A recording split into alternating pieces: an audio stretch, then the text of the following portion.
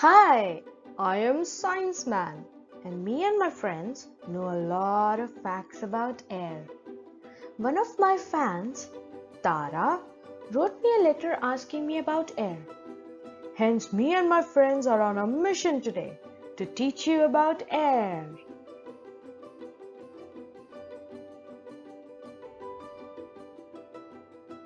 Hello, I am Atmagirl. Have you ever wondered why is it possible to have life only on planet Earth?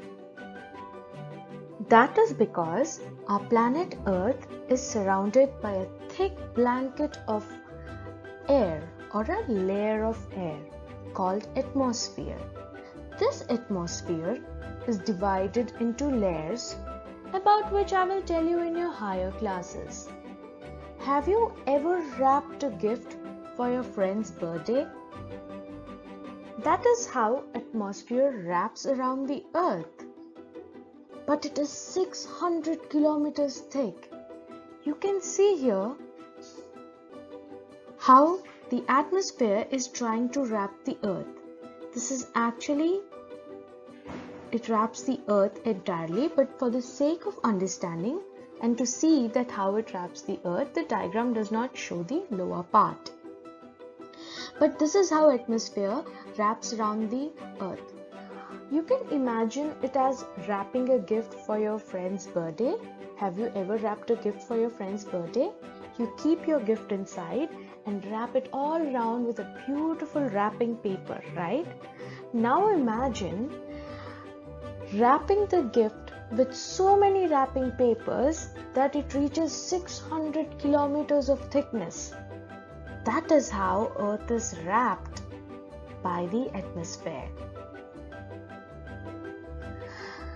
So every planet has its own atmosphere.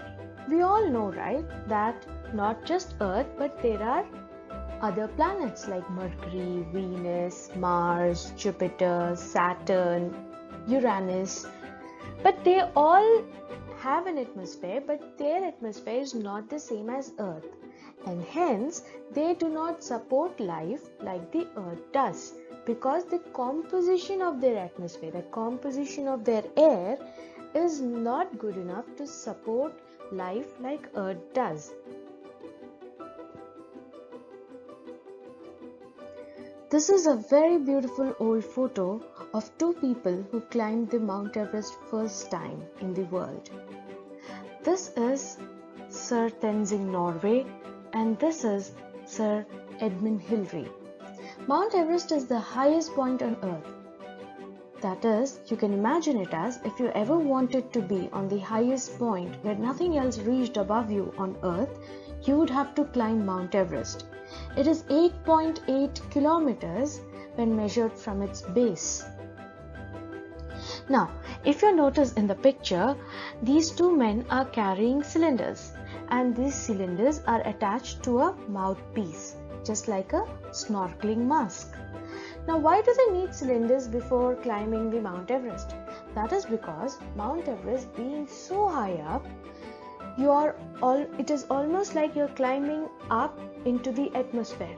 And as you go up into the atmosphere, the air becomes thinner and thinner. That means the availability of oxygen also reduces. We all know how important it is to breathe in oxygen to live, right? So, to not take any risks, these men or whoever who's climbing a mountain which is very high up, they carry oxygen cylinders so that whenever they feel there is lesser oxygen in the air, they can use these cylinders to breathe in the required amount of oxygen. So you have to remember that as we go up in altitude or as we go up into the atmosphere becomes thinner and thinner. This is a beautiful picture taken from space of Earth. This is only a part of Earth like you can see, right? Now, notice this glowing blue layer. This is nothing but the atmosphere which is surrounding the Earth.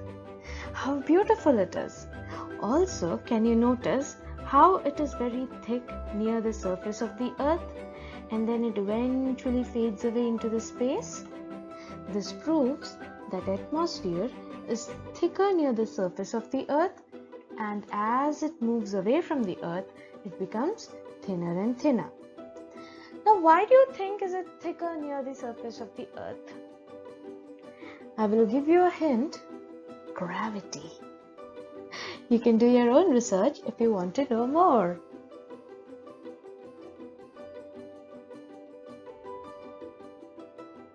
Hello, I am Airman. Punchman has sent me to teach you about air. Follow me.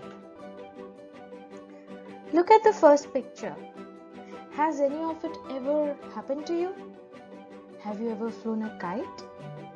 Has a balloon ever escaped your hands? Or has your muffler ever flown away? Or have the papers you kept on the table just flew away suddenly? Or if it was windy and rainy and you were walking on the road, has your umbrella ever turned over? Well, all of these naughty things is done by air because it is everywhere, right? So, the first thing you need to remember about air is that it is everywhere, every nook and cranny. Wherever you see an empty space, it is not actually empty, it is occupied by air, right? Hence, air occupies every empty space. To prove that, you can do this experiment. It is a very simple experiment. Take a big bowl of water and take an empty bottle or a glass. Even a glass will do, okay? Now, just invert it and put it inside the water like you see here. And then very slowly tilt it. You will see gurgling bubbles of water making a gurgling sound coming out. So what does this prove? That meant there was already air inside the glass or the bottle you used, even though it looked empty. But when you put it in water and tilted it, for the water to go in, the air had to come out. So it came out in form of bubbles. So, two properties of air is everywhere and air occupies every empty space. The next important property of air is that it is colorless. And that is the reason you cannot see it, right? You can only see something if it has color, and air is colorless. Also, it is odorless. You cannot smell the air. If you're cooking and if you can smell something, it is because air has carried the smell of the dish you're cooking till you. It is not air's smell, it is your dish's smell, right? But we can feel its presence. We can't see it, we can't smell it, but we can feel it. To do this, like this sweet girl here, you can have a hand fan or even a piece of cardboard or even a bundle of newspaper and then just move it very rapidly. You must have done this whenever you're feeling hot. So what happens? Why do you suddenly feel air and why do you start cooling down and feel comfortable? That is because when you move the fan or the cardboard very rapidly, you're agitating the air which is actually stationary around you. So when the air starts moving as rapidly as your cardboard or your fan, you feel the air moving and it feels like a smooth wind which makes you feel cooler. You can also do this experiment on your own by making a pinwheel. Just make a simple pinwheel and hold it in various directions. At one point, the pinwheel will start moving in the direction in which the air is moving. So pinwheel can very easily tell you in which direction is the air moving.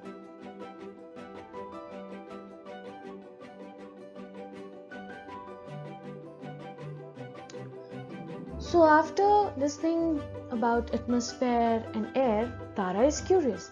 She says, Airman, you said the air and atmosphere of the earth are unique. They are the only ones that can support life. So what is air made of? So Airman tells Tara, Tara, air is made of 4 major components. The first one is the gases. As you can see here, air is made of 78% of nitrogen, 21% of oxygen, and 1% of rest of the gases, which also consists of carbon dioxide. So Tara asks, what do you mean by mixture of gases, and what are these numbers 78 and 21? So Airman comes up with a way to make Tara imagine how is air a mixture of gases. So he asks Tara to imagine that she got a lot of packets of gems and she mixed them all in a bowl. So that's how air actually looks like. If air was colored and all the gases and the molecules were colored, this is how air would look like. So now, if you separated all the blue gems and put them in a container like this, and then you separated all the oxygen colored gems and put them in a separate container, and then you kept rest of the gems into another container. So what would you see? If you had 100 gems, 78 of the gems would be nitrogen, 21 gems would be oxygen, and rest of them would be other gases like carbon dioxide and argon. So this proves that air is mostly made of nitrogen gas, and then another part of oxygen gas, and very less with all the other gases, right? So you have to remember that nitrogen is 78% in the air and oxygen is 21% in the air. 78 plus 21 is 99. So remaining 1% is all other gases. Okay. Next major component is water vapor. Now, how do you prove that there's water vapor in air? It's a very simple experiment that you can do, and you must have already seen it. You know this. Whenever you take a cold glass of water, or whenever you take a glass of water and put some ice in it, what do you see? There are tiny droplets of water on the surface of your glass. Have you ever wondered where does this suddenly come from? It is from the air itself. Now, water vapor is actually gaseous form of water. Water vapor is gaseous form of water, right? What is solid form of water? Ice. What is liquid form of water? The water that you drink generally, or which comes out from the tap.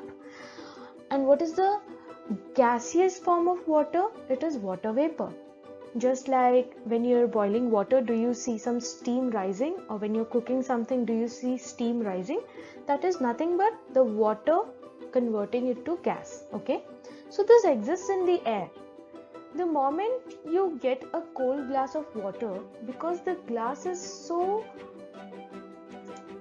cold, the water from the air touches the glass and condenses into water. The gas form of water changes into liquid form, which is the layer of water that you can see on the outside of the glass.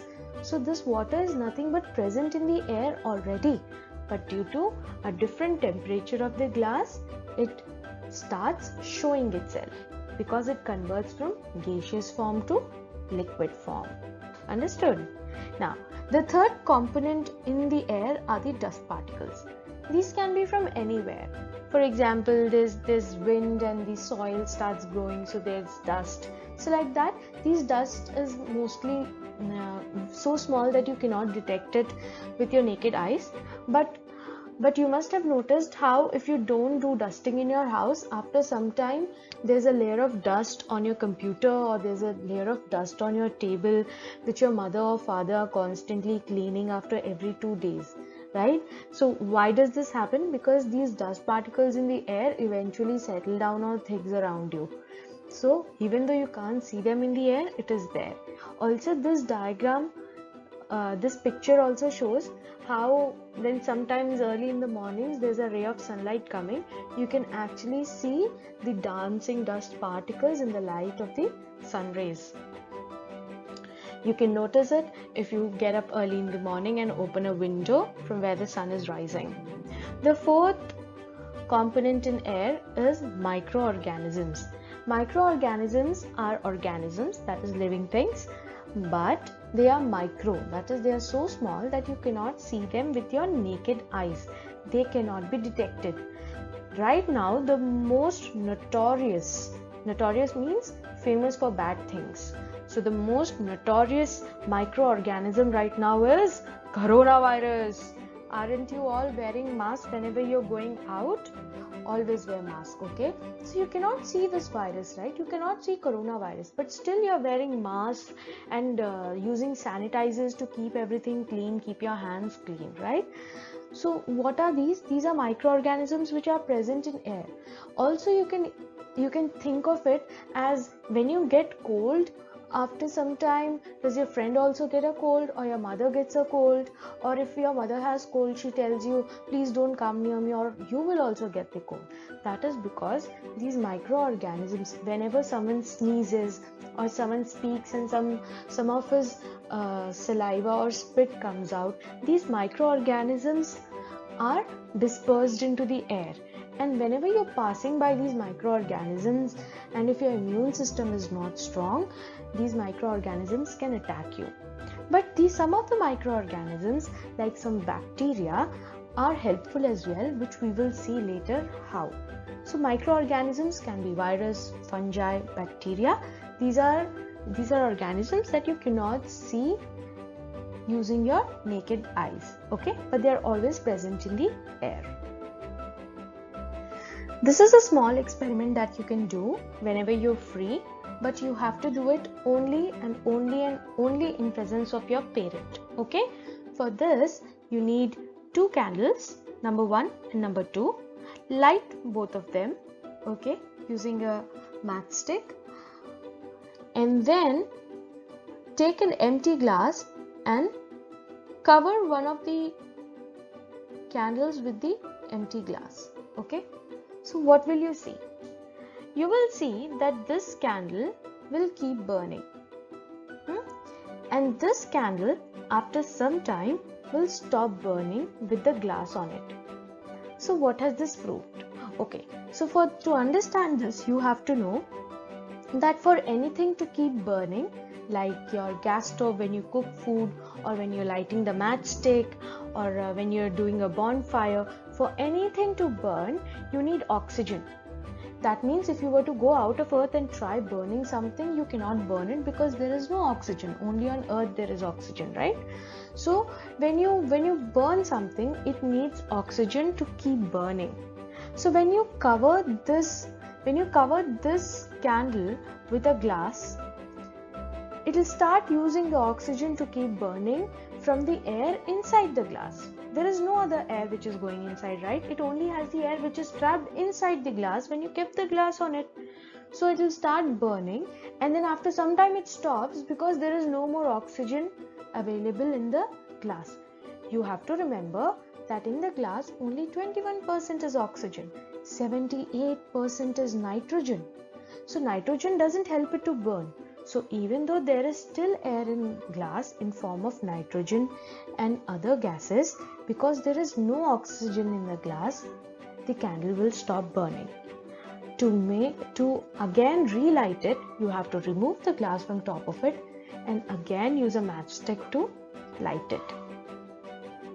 So this is a very simple experiment that you can do, but you have to remember, you have to do it only and only with your parents. There are some human activities which release poisonous or toxic gases into the air. That is when we say that air has become polluted.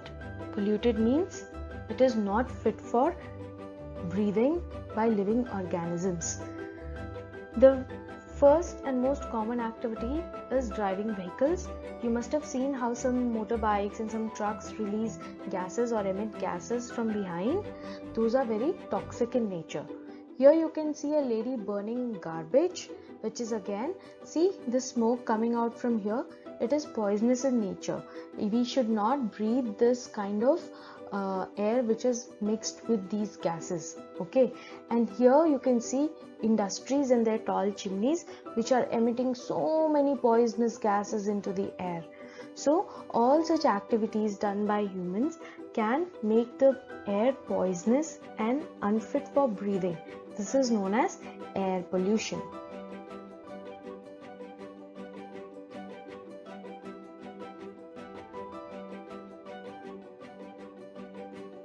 Hi, I am Nitrogirl and I am here to teach you about nitrogen. The first and foremost property which all of us must know is that it is abundant in nature. It is 78% of air. It is the highest available gas in nature. It is colorless. We can't see it, right? It is odorless. We can't smell it. And it is tasteless. We can't taste it. And all these are properties of air as well. Correct? Now, living things need nitrogen to make proteins. Have you heard of proteins? Can you see this picture? What is this? Muscles, right? A strong man's arm. Now, have you noticed how some of your friends can carry 3 books and some of your friends can carry 10 books? That is because they have stronger muscles. That means they are eating food which is richer in proteins. Proteins help you become strong. They help you build muscles in body. Now, nitrogen helps plants to make this protein. Let's see how. The process of making these proteins by plants requires the plants to take in the nitrogen. Okay? But plants cannot take the nitrogen directly. They can only take nitrates. That is, plants cannot grab nitrogen from the air directly. They need it in form of other compounds, such as when nitrogen combines with oxygen, it forms nitrates. Okay, nitrogen and oxygen combine.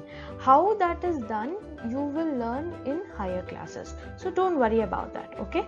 So now the first thing that happens is this. What is it? A lightning is striking, right? Have you seen a lightning strike ever? When it is just about to rain, you must have seen, right? This lightning has a lot of energy. So what it does is, it breaks nitrogen and oxygen molecules in the air. And then what happens?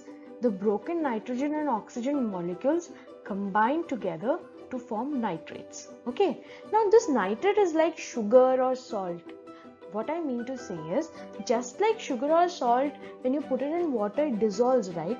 It dissolves into the water. The same way these nitrates, after lightning, when it starts raining, they dissolve into the rainwater. And that is how they come down and fall on the soil and other water bodies and enrich them with nitrates or enrich them with nitrogen. So that is how from air actually nitrogen reaches the earth. Okay, so this is the first process over. Now next process is how this plant takes this nitrate from the soil and uses it to make protein. So we all know plants have roots, correct? Now there are some special plants called legumes. Okay, these plants have these nodes. Can you see this node? These round nodes.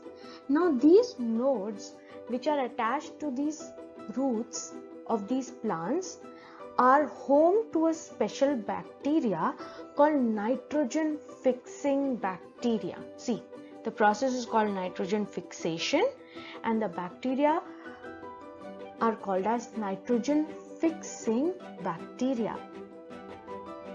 So this is what happens. Okay. So once the rain has fallen, right, and the nitrates have come into the soil, These are the nodes which we saw in the previous picture. Now these nodes have bacteria living in them, and these bacteria take the nitrates from the soil and fix it for the pea plant to consume. Now this is just like when you do some job, you get a salary, right?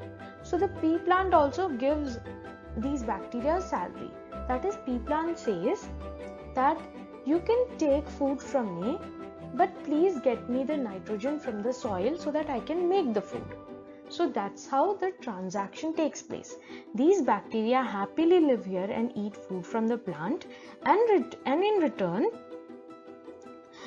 the bacteria in the root nodules fix the nitrogen for the plant. Okay, so once these bacteria fix the nitrogen, the plant can now take the nitrogen and make its fruits which are rich in protein. Now this soil, even after this plant has taken the nitrogen, this soil is now enriched with nitrogen, which is good for some other plants who take this nitrogen from the soil and they can use it for growing their own food or enrich themselves with nitrogen compounds. Okay, some of the examples of this. So not every plant can do this. Okay, like I said, only legumes. So what are legumes? Your beans. Have you ever had beans curry? Yeah, so that plant. Peas, sweet peas, or in Hindi we call it matar, or chickpeas or chole. Have you ever eaten chole bhature? Have you seen the curry that comes with chole bhature? Yeah, that chole, the plant on which the chole grows. Okay, or lentils, like your sambar. Have you had sambar? How is it made? It is made using dal. That dal grows on a plant, and that plant has root nodules which can fix nitrogen. Soya bean. Another tree which has this property is tamarind. Also groundnuts and peanuts. All these plants have these special root nodules where these bacteria live and fix the nitrogen.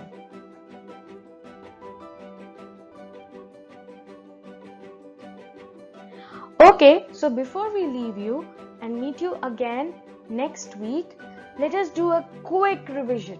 Okay?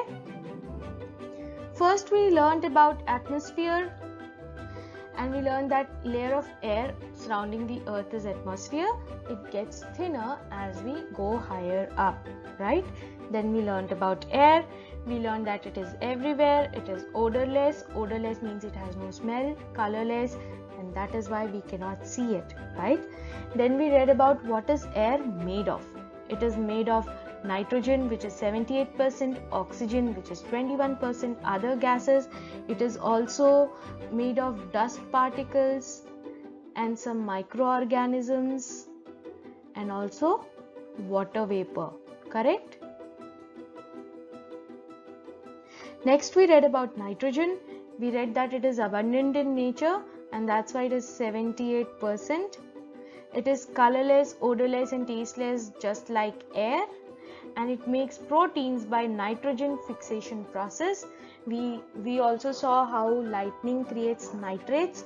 These nitrates are mixed with water, fall on the soil absorbs it, and the nitrogen fixing bacteria living in the root nodules of plants like beans, peas, tamarind, groundnuts take these nitrates from soil and fix it for the plant so that plant can consume it and make protein rich food like peas and groundnuts and lentils for us to consume it and become strong, right? So this is where our part 1 ends. We'll meet again next week. Bye bye. Be safe, stay at home, and सीखते रहो and जीतते रहो.